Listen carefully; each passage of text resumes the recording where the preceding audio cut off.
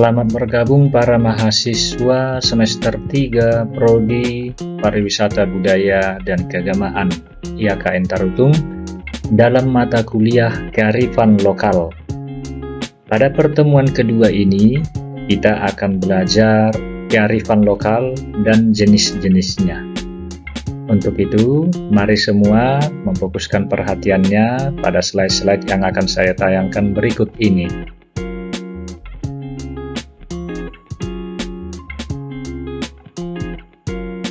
Adapun yang menjadi kemampuan akhir yang diharapkan melalui perkuliahan ini, pertama, mahasiswa mampu memahami konsep umum tentang kearifan lokal. Selanjutnya, mahasiswa mampu memahami tentang jenis-jenis kearifan lokal. Kita mulai dari pengertian. Jadi kearifan lokal sering kita dengar itu berasal dari kata arif dan lokal. Arif berarti bijaksana, hikmat, cerdik, berilmu. Adapun lokal dapat diartikan sebagai ruang yang luas atau setempat. Secara sederhana dapat kita artikan kearifan lokal sebagai kebijaksanaan masyarakat setempat.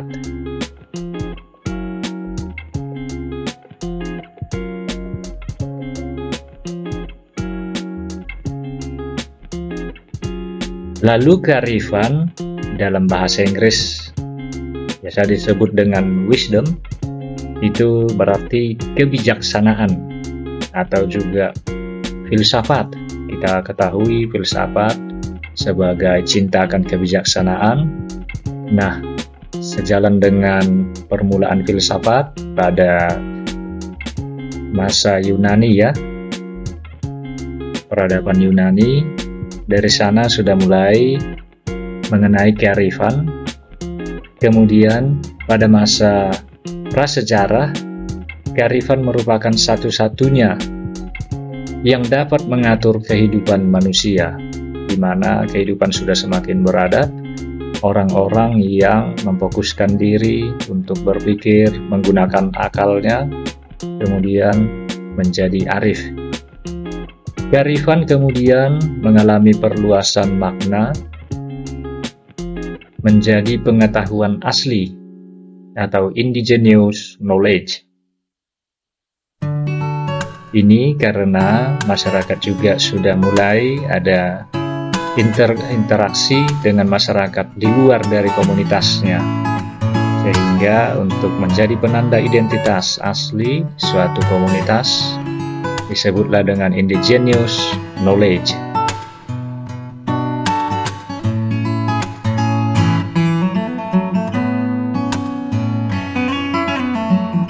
Kearifan lokal juga dapat dikonsepsikan sebagai pertama, kebijakan setempat atau disebut dengan local wisdom. Kemudian dikonsepsikan sebagai pengetahuan setempat atau local knowledge.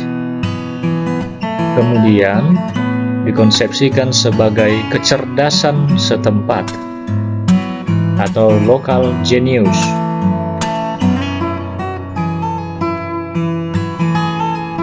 Nah, pengertian kearifan lokal kerap kita temukan dan dapat kita maknai sebagai berikut. Pertama, dapat diartikan sebagai kebijaksanaan atau pengetahuan asli suatu masyarakat yang berasal dari nilai luhur, tradisi budaya untuk mengatur tatanan kehidupan masyarakat.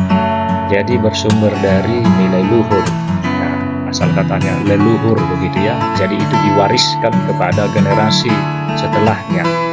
Kemudian yang kedua, nilai budaya lokal yang dapat dimanfaatkan untuk mengatur tatanan kehidupan masyarakat secara arif atau bijaksana.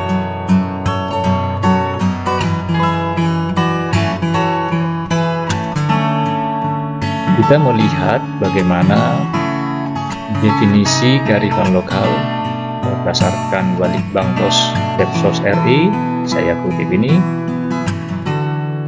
maka kearifan lokal itu dapat dimengerti sebagai ketangan masyarakat di tingkat komunitas lokal yang tercermin dalam sikap, perilaku, dan cara pandang masyarakat yang kondusif di dalam mengembangkan potensi dan sumber lokal, material maupun non-material, yang dapat dijadikan kekuatan di dalam mewujudkan perubahan ke arah yang lebih baik atau positif. Jadi, ini dampak kita temukan dalam masyarakat yang merupakan lokal atau komunitas-komunitas lokal.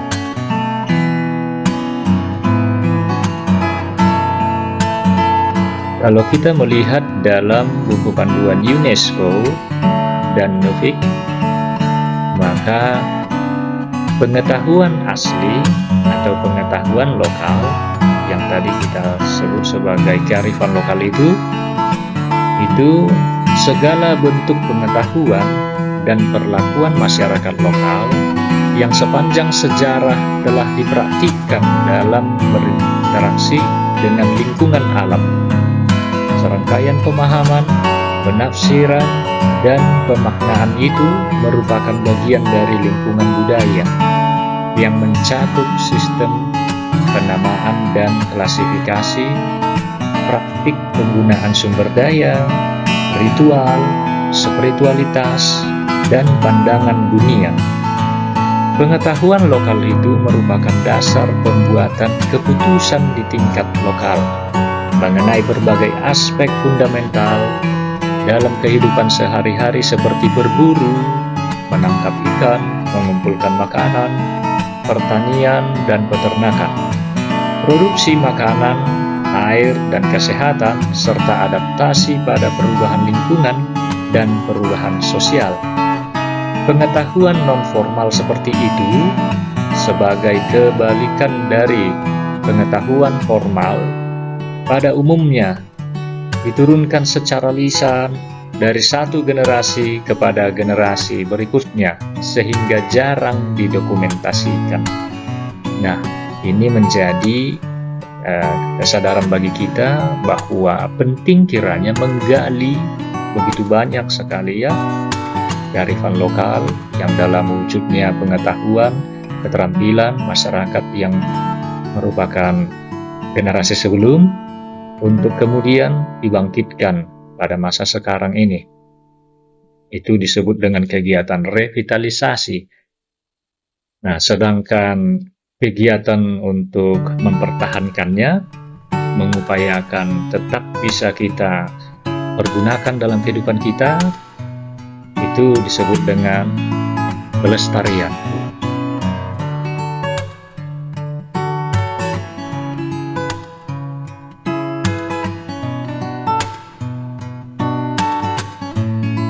Adapun yang menjadi ciri-ciri kearifan lokal, pertama, tentu mampu bertahan terhadap budaya luar, memiliki kemampuan mengakomodasi budaya luar, memiliki kemampuan mengintegrasikan unsur budaya luar ke dalam budaya asli, memiliki kemampuan mengendalikan, lalu mempunyai kemampuan memberi arah perkembangan budaya.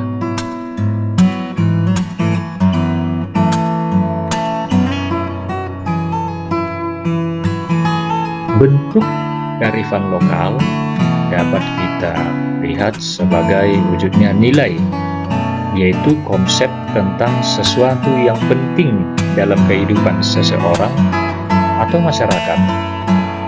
Kemudian norma, yaitu aturan atau ketentuan yang mengikat warga kelompok dalam masyarakat. Selanjutnya etika, konsep tindakan atau perilaku manusia tentang baik dan buruk. Kepercayaan, yaitu sikap batin seseorang atas kebenaran, baik itu terhadap spiritualitas yang dianut maupun agama yang dianut. Dan kemudian adat istiadat, yaitu tata kelakuan yang turun-temurun dan kekal dari generasi ke generasi lainnya sebagai warisan. Nah, kearifan lokal ini dapat pula berbentuk lisan dan tulisan.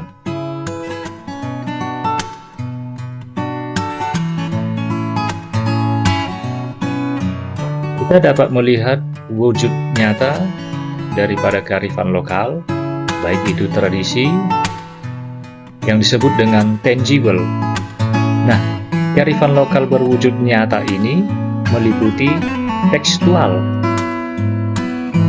Nah, itulah yang bisa kita lihat pada kitab-kitab suci, kitab kuno, prasasti, berupa buku, atau seperti di Sumatera Utara pada masyarakat Batak ada Pustaha Laklak.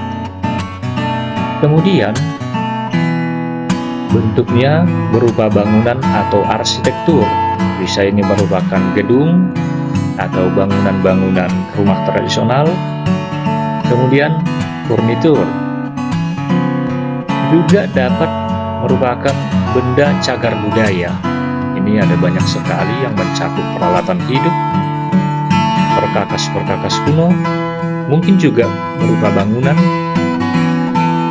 dan lain sebagainya. Sedangkan kearifan lokal yang tidak berwujud disebut dengan intangible. Bentuk kearifan lokal tidak berwujud ini yaitu seperti petuah yang disampaikan secara verbal dan turun-temurun yang dapat berupa nyanyian dan kidung yang mengandung nilai-nilai ajaran tradisional. Beberapa contoh diantaranya seperti pengetahuan tradisional, bahasa, kesenian, ritus, doa atau mantra, kemudian juga tradisi lisan yang mencakup pantun, cerita rakyat, dongeng, legenda, dan lain sebagainya.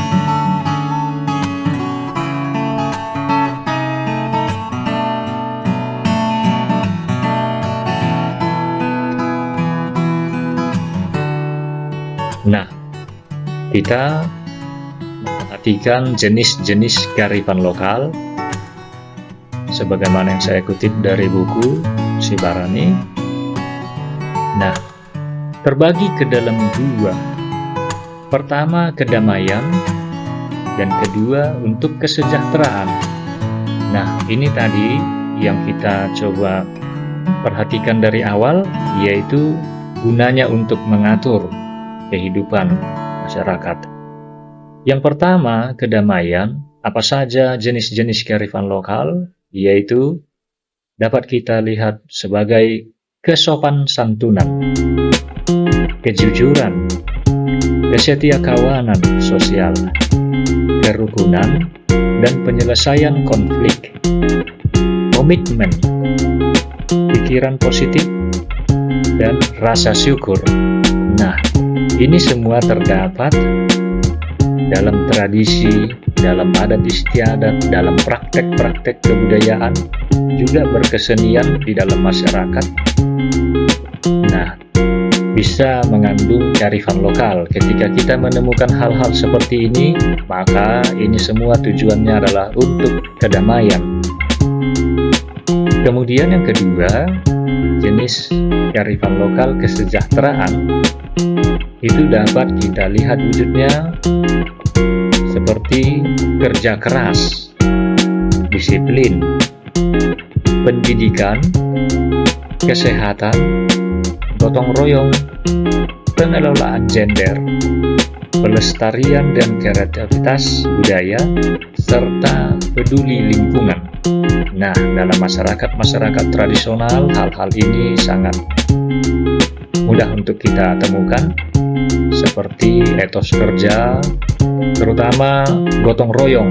Nah, ini menjadi ciri khas dari sikap masyarakat Indonesia yang dikenal dunia ya. Hampir semua daerah memiliki konsep yang sama polanya dengan gotong royong. Kalau di masyarakat Batak misalnya Sumatera Utara ada istilah Marsiada Pari. Namun ini menjadi perhatian pada saat sekarang ini memang sudah sangat jarang pelaksanaan gotong royong oleh masyarakat karena sudah mengalami banyak perubahan. Kalau dulu gotong royong itu dilakukan secara sukarela, mungkin bergiliran tanpa ada unsur paksaan, didasarkan atas rasa peduli dan modal utamanya adalah kejujuran. Namun saat sekarang ini sudah semakin sulit karena setiap yang mengeluarkan tenaga, waktu, imbalannya selalu dibuat dengan bayaran atau uang. Maka gotong royong saat ini jarang bisa kita temukan sebagai gotong royong yang otentik, yang murni.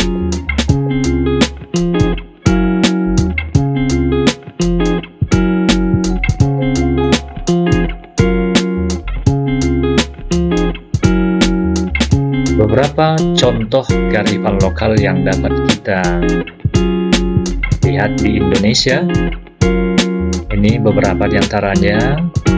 Ini sangat mendunia, yaitu tradisi Fahombo Batu Nias, tradisi loncat batu yang terdapat di Bau Mataluo, Kabupaten Nias Selatan. Nah, ini mendunia dari Indonesia ya, tradisi sangat dikenal, di mana para laki-laki yang sudah mulai beranjak usianya dewasa akan melakukan tradisi ini dengan meloncat batu, dan itu berhasil maka dianggap sudah dewasa dan layak untuk melanjutkan urusan atau kepentingan dalam kedewasaannya, baik itu merantau atau menikah. Kemudian ada tradisi wayang. Nah, ini banyak berkembang di daerah Jawa, juga Bali, sudah diakui oleh dunia melalui penetapan warisan budaya dunia oleh UNESCO. Nah, sangat banyak sekali kearifan lokal dengan jenis-jenis yang sudah kita ulas tadi terdapat pada senian wayang. Kemudian ini menjadi sesuatu yang menarik dari Papua. Ada tradisi bakar batu suku Dani di Papua.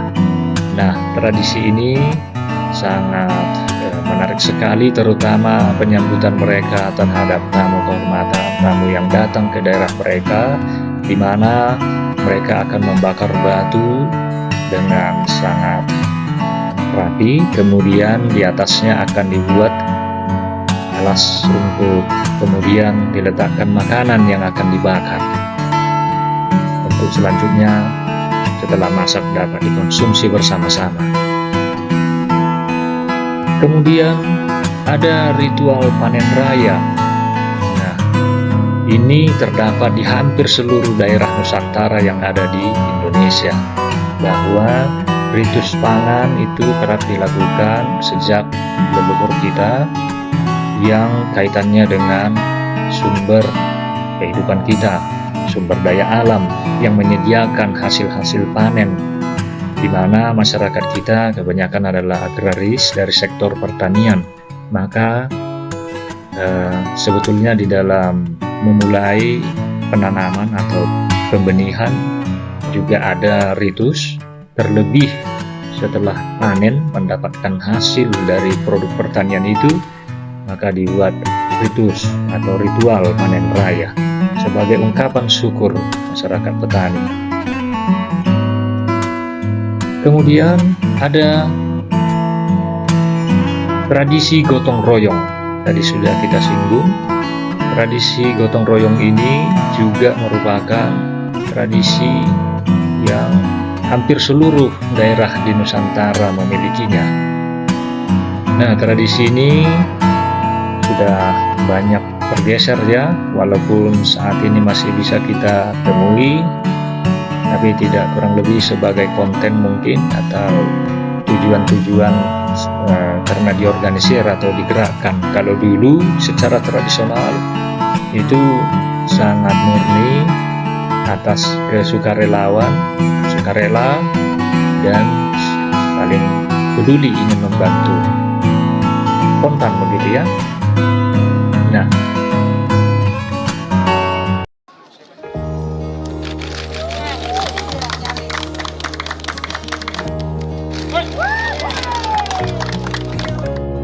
Bicara soal warisan budaya di Indonesia, seperti tak ada habisnya.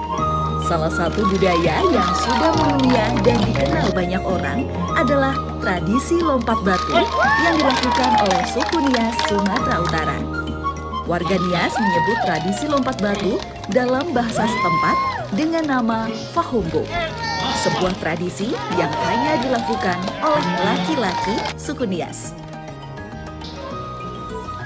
Tradisi lompat batu biasanya dilakukan para pemuda dengan cara melompati tumpukan batu setinggi 2 meter untuk menunjukkan bahwa mereka sudah pantas untuk dianggap dewasa secara fisik.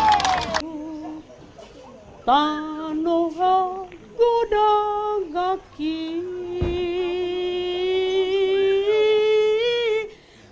Di bawah naungan langit Pulau Samosir yang dipercaya sebagai tempat kelahiran bangsa Batak, seiring fajar menyingsing, Sonta Leonarda Boru Situmorang mulai menjalani rutinitas hariannya, yaitu menenun ulos. Di halaman depan rumahnya di Desa Lumban Suhi-Suhi Toruan, Kecamatan Pangururan, Kabupaten Samosir, Sumatera Utara, Sonta menggelar perlengkapan menenunnya. Berikut hasil tenunan ulos. Setiap hari Sonta dapat menenun selama kurang lebih 12 hingga 15 jam. Sonta adalah satu-satunya penenun ulos yang masih melakukan upacara atau ritual sebelum menenun sehelai ulos. Seperti hari ini, Sonta menerima 2 orang yang hendak memesan sehelai ulos suri-suri ganjang.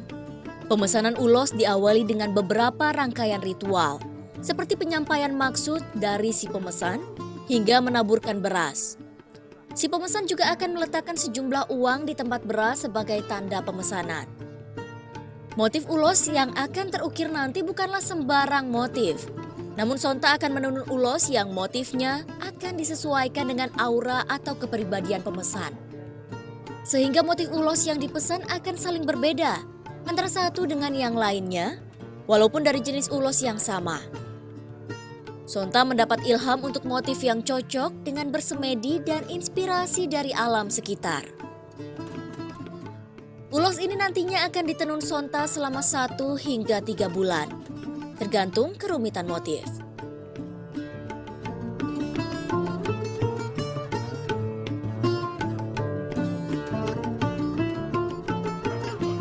Oma nidokna mengaras, ikut jului ras do asa gabiboi ulus. Molo dang iras dang terus mapungu songon na di sana. Nion baliga. Songon atanyo puta baliga mani baligahon barita mabinaritahon. Oma ikon masuk dohot keluar. Ipe asa jadi ulus. Bila ulos telah jadi, sesuai waktu yang dijanjikan pemesan akan datang untuk mengambil. Ritual pun kembali dijalani dengan mengucapkan doa dan mengunyah sirih, serta diakhiri dengan salaman. Ulos adat pun telah menjadi milik pemesan. Berpuluh tahun menenun, Sonta tetap memegang teguh tradisi kuno pembuatan ulos, dengan tujuan tetap mempertahankan nilai-nilai luhur dari budaya Batak. Nilai-nilai luhur yang diusung Sonta yang terangkai indah dalam setiap helaian benang dan hentakan tangannya berpadu padan dengan keberadaan Desa Lumban Suhi-Suhi Toruan yang ia diami. Desa ini merupakan desa tradisional yang juga masih mempertahankan budaya para leluhur. Warga desa masih tinggal di rumah adat Batak, Jabu Bolon. Sama seperti Sonta, perempuan di desa ini adalah penenun. Walau mereka tidak menenun dengan diawali upacara adat seperti yang dilakukan oleh Sonta. Namun setiap rumah di desa ini akan diramaikan dengan hentakan-hentakan kayu yang akan menghasilkan beragam kain ulos yang indah dan syarat makna. Para penenun ulos di desa ini masih menggunakan cara tradisional dengan menggunakan alat tenun gedokan.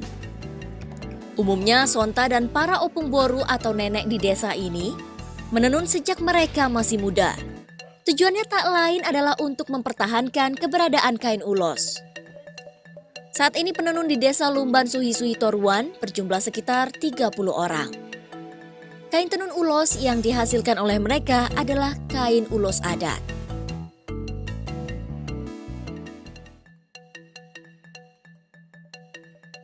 Berjarak 10 km dari Desa Lumban Suhi-Suhi, meteran kain ulos bermotif batak karo teruntai menjulang menyentuh lantai sentra ulos milik Rolika, warga Samosir.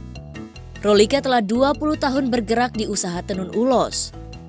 Berawal dari alat tenun gedokan, kini Rolika telah memiliki usaha tenun dengan memperkerjakan 20 penenun dengan menggunakan alat tenun bukan mesin atau ATBM. Kalau hasil ATBM itu Bu, ada bakal-bakal pakaian laki-laki, ada sarung-sarung selendang ibu. Kalau masalah meternya itu terserah kepada pembeli, mau dia pesan itu berapa panjang bisa aja. Tapi kita tetap menyediakan untuk per potong, per lembar, untuk per orang gitu. Saat ini jumlah penenun ulos, baik yang masih menenun dengan menggunakan gedokan atau ATBM, di Kabupaten Samosir sekitar 100 orang. Kehadiran mereka tidak hanya mendorong kegiatan ekonomi kreatif berbasis budaya, namun sekaligus melestarikan ulos. Baik, selanjutnya yang menjadi kesimpulan dari materi ini yaitu kita semakin memahami bahwa kearifan lokal itu merupakan pengetahuan asli, indigenous knowledge, atau kecerdasan lokal, local genius, sesuatu masyarakat yang berasal dari nilai luhur, tradisi budaya untuk mengatur tatanan kehidupan masyarakat dalam rangka mencapai kemajuan komunitas, baik dalam penciptaan kedamaian maupun untuk meningkatkan kesejahteraan masyarakat. Nah, pada kesempatan ini sampai di sini dulu materi kita. Materi selanjutnya akan membahas tentang fungsi kearifan lokal. Berikut ini sebagai referensi daripada sumber pembelajaran kita ini, dan pada akhirnya saya ucapkan terima kasih telah menyaksikan tayangan ini. Selamat belajar, selamat melanjutkan aktivitas.